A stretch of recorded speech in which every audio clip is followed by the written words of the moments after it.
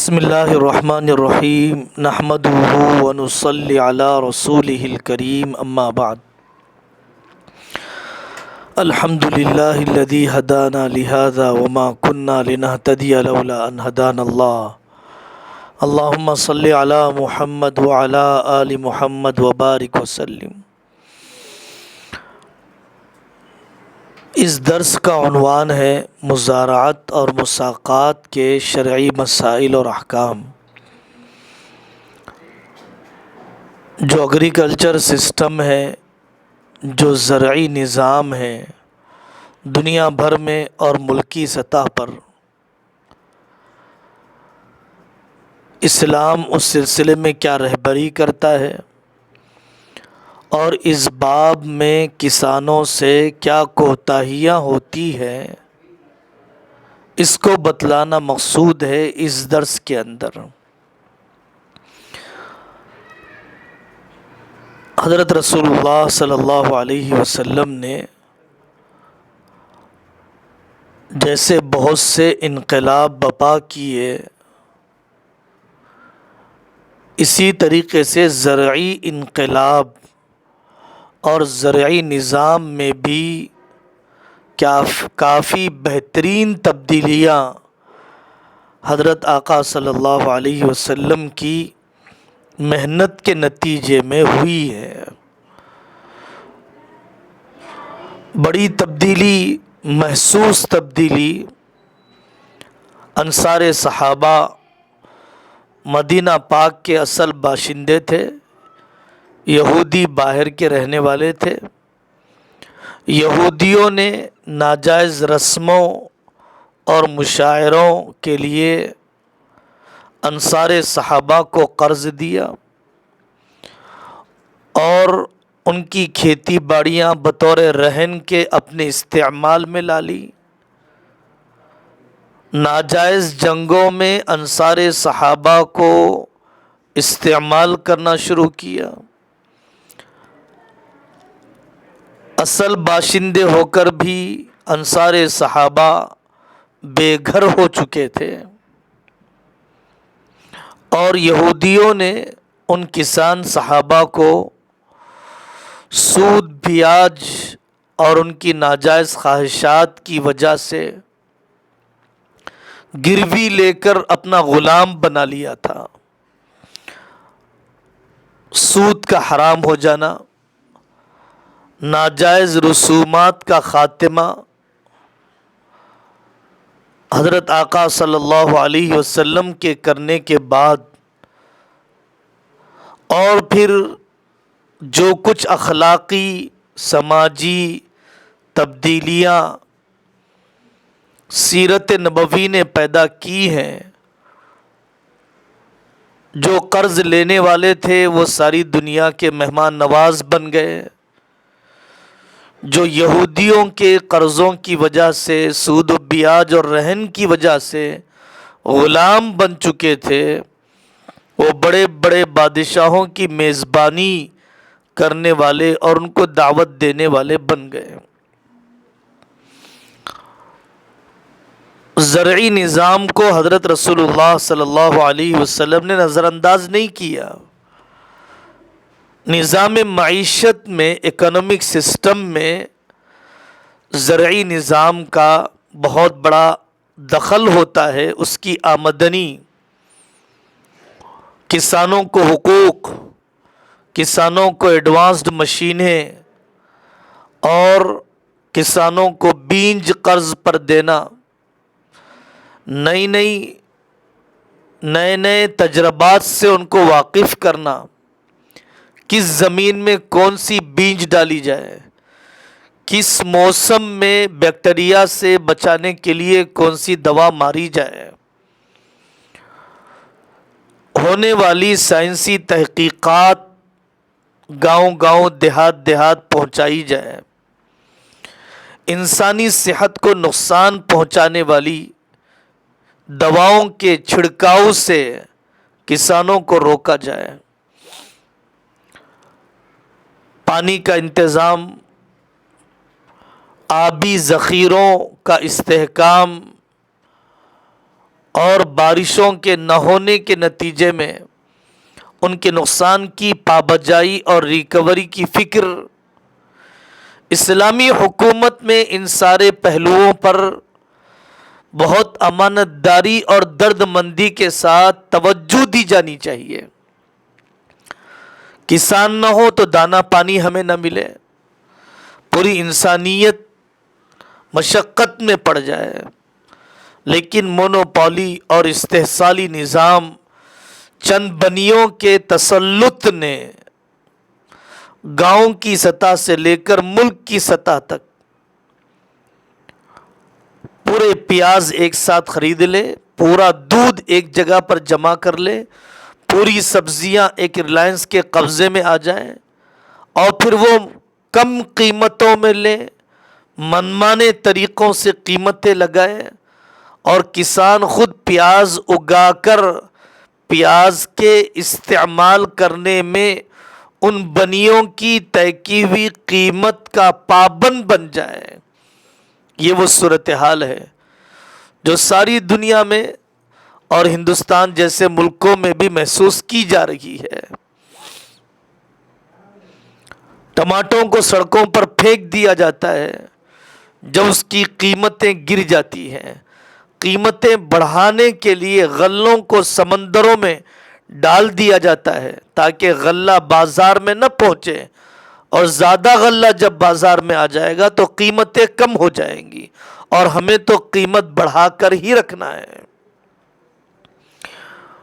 مسلم معاشرے کے اندر ایک کوتاہی یہ پیدا ہو چکی ہے کہ تمدنی ترقیات کے نتیجے میں ڈگریاں، اسکول، کالجز، انجینئرنگ، ڈاکٹری، بیرون ملک ریال ڈالر کا شوق تو پیدا ہو چکا ہے، لیکن کھیتی باڑی کے کام کرنے کو معیوب سمجھے جانے لگا ہے۔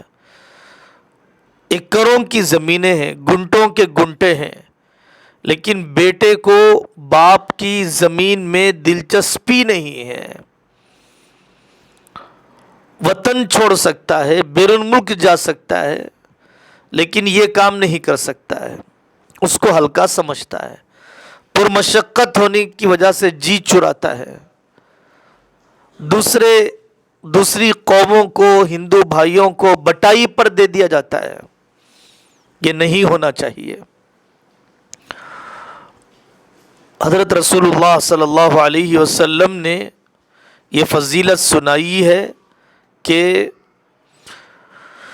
جو پودا لگایا جائے، انسان یا جانور اس سے فائدہ اٹھائے، جب تک اس سے فائدہ اٹھایا جائے گا اس وقت تک اللہ تبارک و تعالیٰ اس پودا لگانے والے کو ثواب دیتے رہیں گے۔ ہمیں یہ سکھلایا گیا۔ علامہ سیوطی رحمۃ اللہ علیہ نے زراعت کی فضیلت پر مستقل رسالہ مرتب کیا۔ ہمارے ملک کے ایک عالم حضرت مولانا مفتی عبدالرزاق صاحب، مفتی بھوپال مدھیہ پردیش رحمۃ اللہ علیہ نے ایسے رسالوں کا اردو میں ترجمہ کیا۔ روایتیں موجود ہیں، توجہ دی جانی چاہیے، اپنی کھیتی باڑی پر توجہ دی جانی چاہیے۔ سرکاری جائز اسکیمات سے استفادہ کرنا چاہیے جو کسانوں کو دی جاتی رہتی ہے۔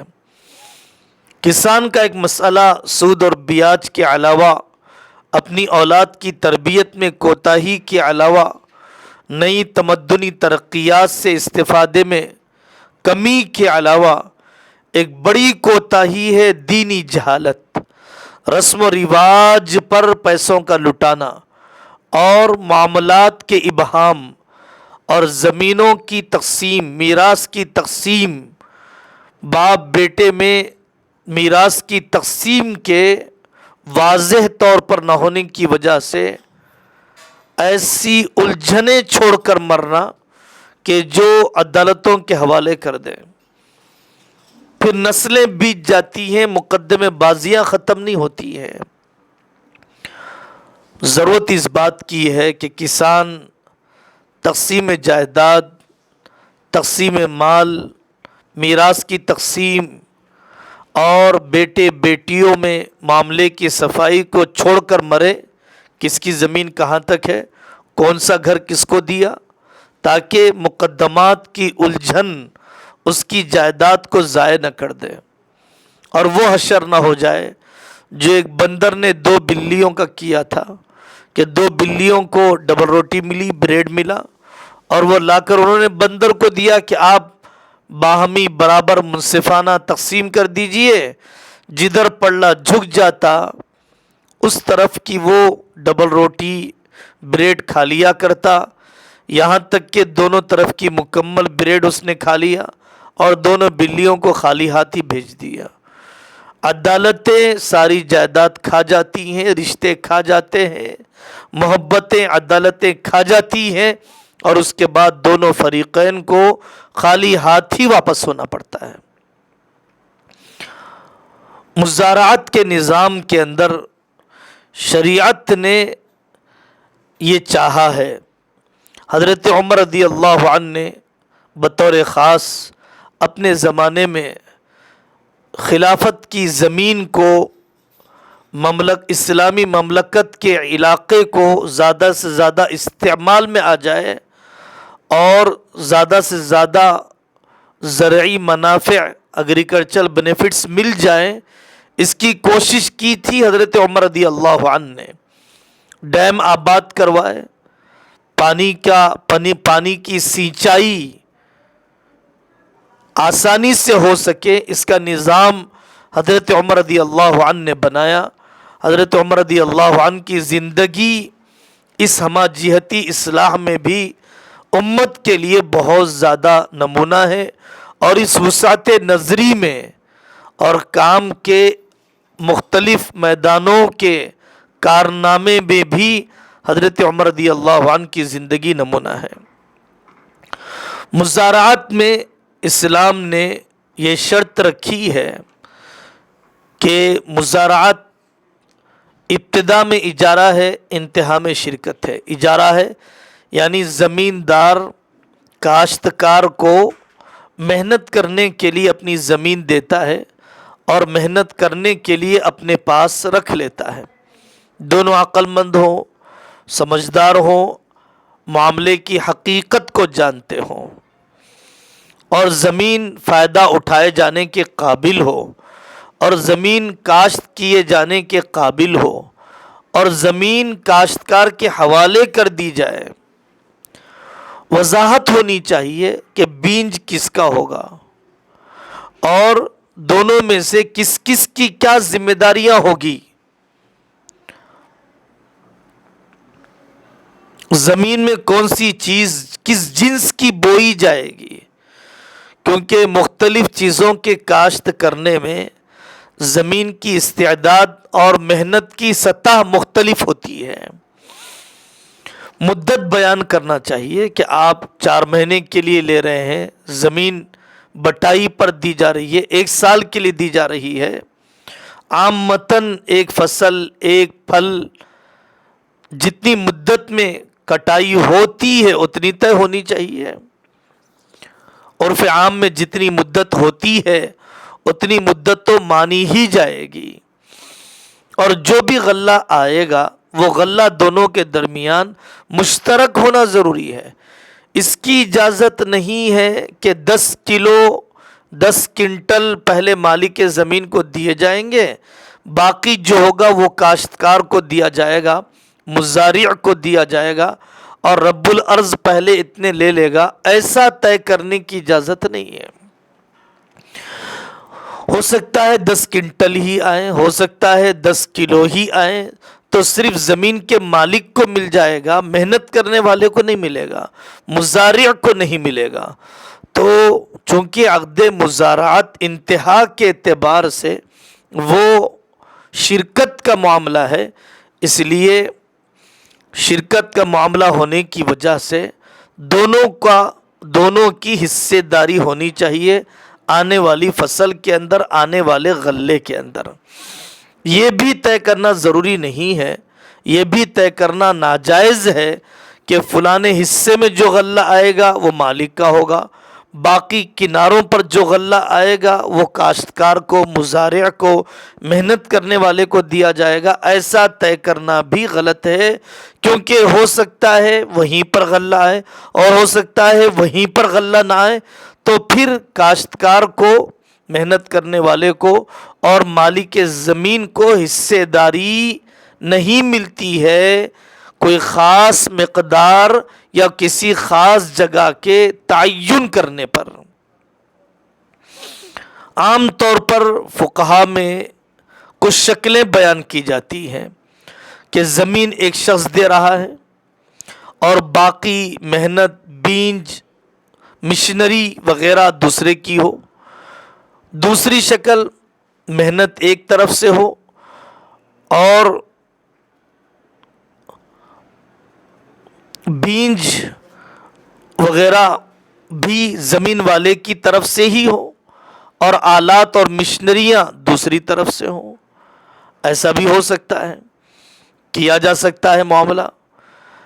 لیکن جو بعض شرطیں ایسی ہیں جو مزارات کے معاملے کو فاسد کر دیتی ہیں، اور فاسد کر دینے کے بعد، معاملے کے بگڑ جانے کے بعد، جو مزارع ہے اس کو اس کا محنتانہ، ویسے آدمی کا اس زمانے میں، اس علاقے میں جو محنتانہ دیا جاتا ہے، جس کو اجرت مثلیہ کہتے ہیں، وہ اجرت مثلیہ اسے دینا پڑے گا۔ مالک زمین مزارع کو اجرت مثلیہ دے گا جب کوئی شرط فاسد ہو جائے، جب کوئی ایسی بات ہو جائے جس سے شریعت نے منع کیا ہے۔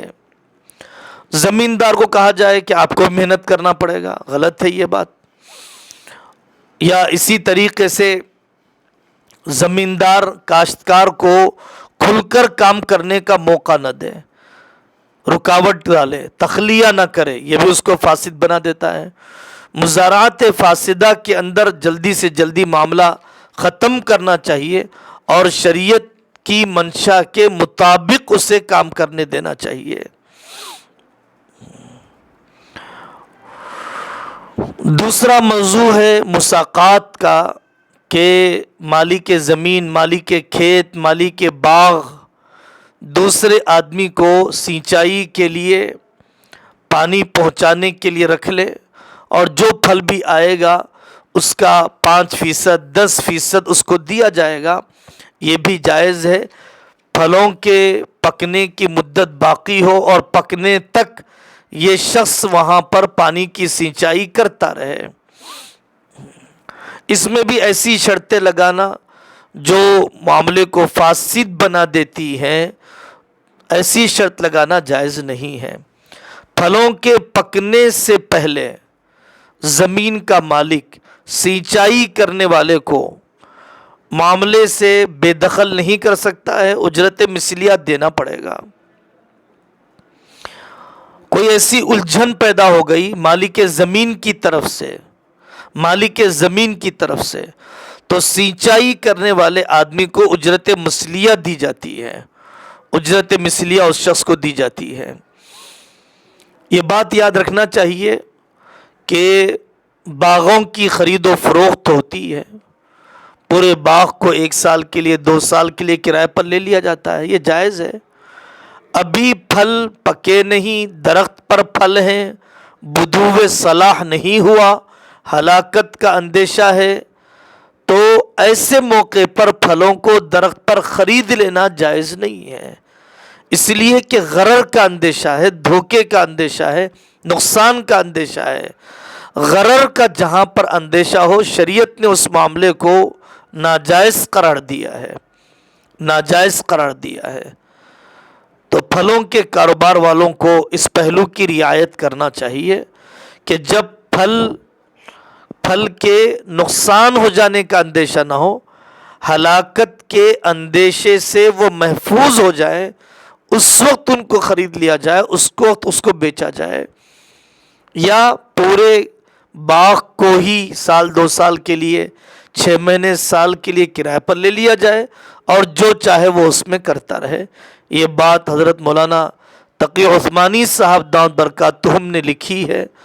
اس موضوع پر مفتی عبید الرحمن مردان صاحب کی کتاب ہے اسلام کا نظام زراعت، اور مولانا تقی امینی صاحب کی کتاب ہے اسلام کا زرعی نظام، اور اسی طریقے سے حضرت مولانا حفظ الرحمان صاحب سیوہاری رحمۃ اللہ علیہ نے اسلام کے اقتصادی نظام میں اس پر گفتگو کی ہے، اور بھی فتاوی میں موجود ہے۔